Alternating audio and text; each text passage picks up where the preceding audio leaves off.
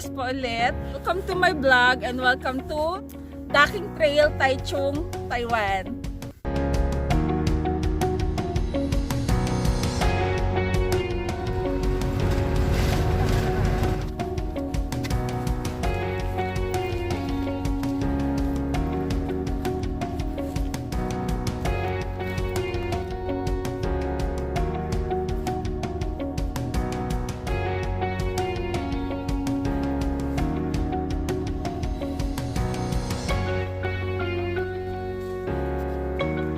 Magaling yung kapit mo. Huwag kang bibitaw.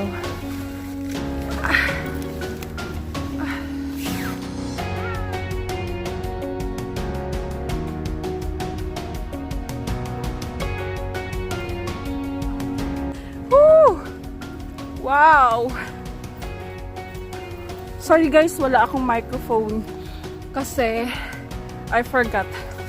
Wow! So yeah. Resting area. Kainan na! Wow! Hi sa mga nature lover dyan. Ang ganda. Wow!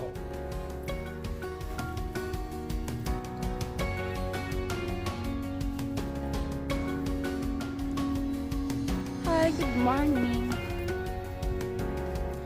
10:13 in the morning. Sobrang elevated or sobrang narrow ng daanan. So, if may kasalubong ka, gumilid. Kasi, to give way na lang. Mostly ngayon, ang mga nakakasalubong namin is Taiwan rin or mga Taiwanese people. Wala pa kaming nakakasamang mga Pinoy or Pinay. Dalawa lang kami ng new friend ko. Asan na ba siya?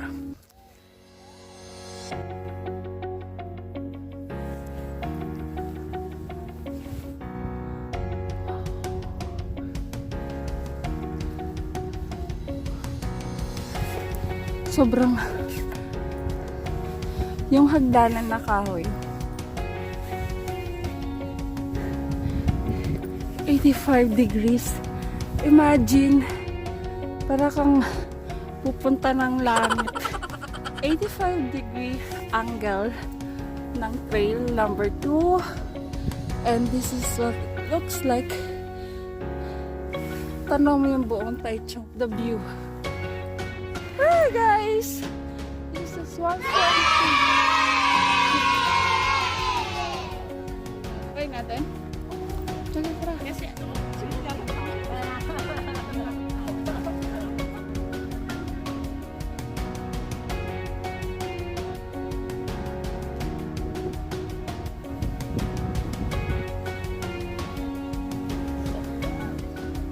so nice.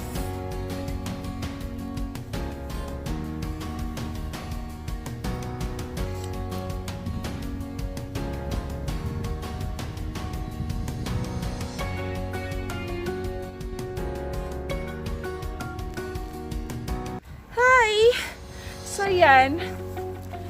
Dito na kami sa kalagitnaan ng trail number 4. Nadaanan na namin yung 2, 3, 4, and 5. So, ang babait ng mga hikers dito sa Taiwan. Kasi dito guys, sa Taiwan, kahit nasa bundok ka, may signal. Ayun, easy hike siya. Pero, ang nakaka-extreme sa kanya yung hagdanan. Animal! Tingnan mo naman ang hagdanan. Oh. Pababa. Pataas.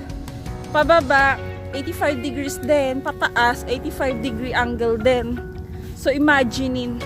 Para kang papunta ng langit. As in. Tapos, kailangan malakas yung grip ng kamay mo. Kailangan malakas yung grip or yung hawak mo sa lubid. Kasi, isang maling apak mo lang. Ewan ko lang, good luck sa tuhod mo. 40-50 years ago.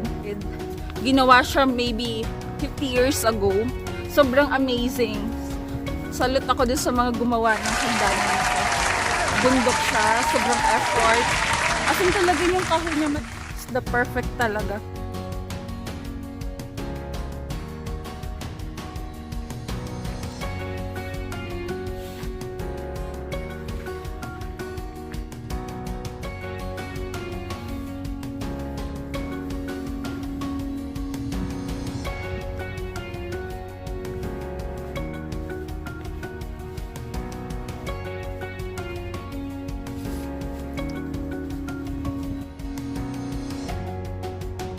siya sa beginners, pero dapat matibay yung tuhod mo as a beginners.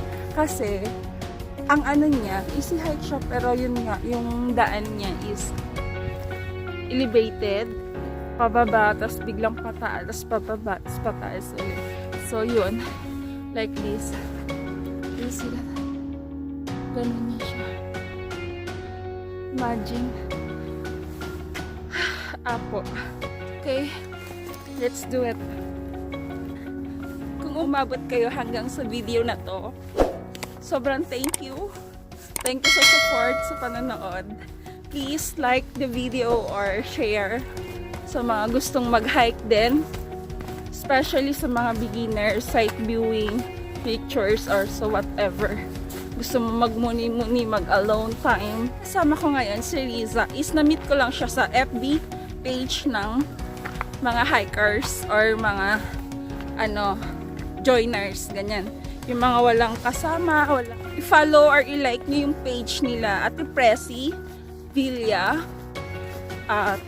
PH Rock Hikers in Taiwan. I-search nyo sa FB guys, maraming mga events doon na kahit mag-isa ka lang, pwede ka maging joiners.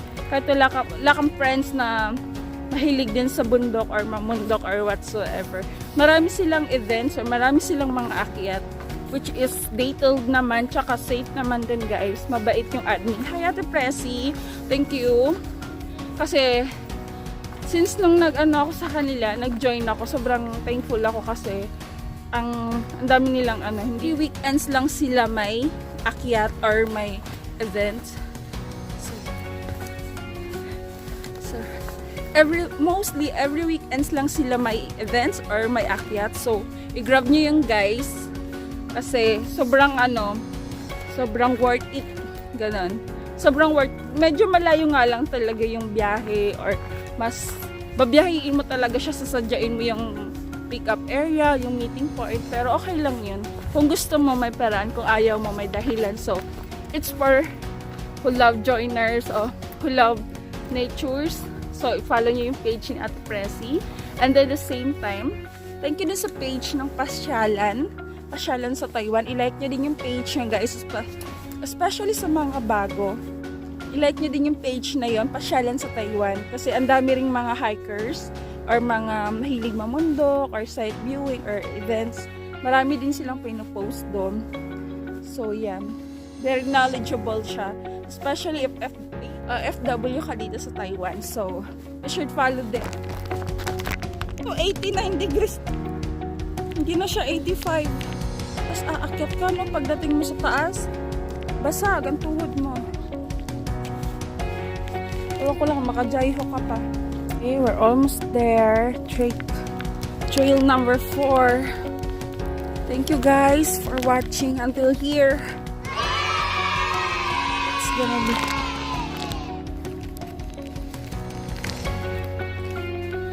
Wow.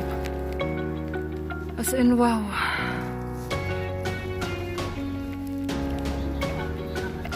Alin? Traffic ka sa tao. Kasi hindi naman pwedeng madaliin. Kung ayaw.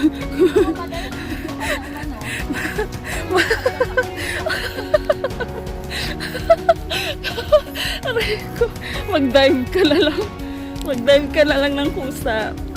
Diyos ko, buti na lang matitibay ang tali. Kung hindi, ay nako. Good luck sa'yo, girl.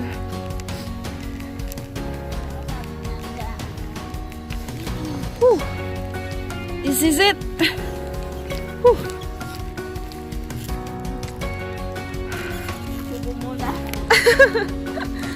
Sa mga gumawa ng hagdan, sobrang talino, sobrang thoughtful para sa mga hikers someday in the future. And then sa mga lubid, it's not 10,000 steps lang. It's more than 10,000 steps. Kung iikutin mo yung buong trail. Yan. Almost there na. Yay! Hi! So, finally here. Pauwi na kami. Ang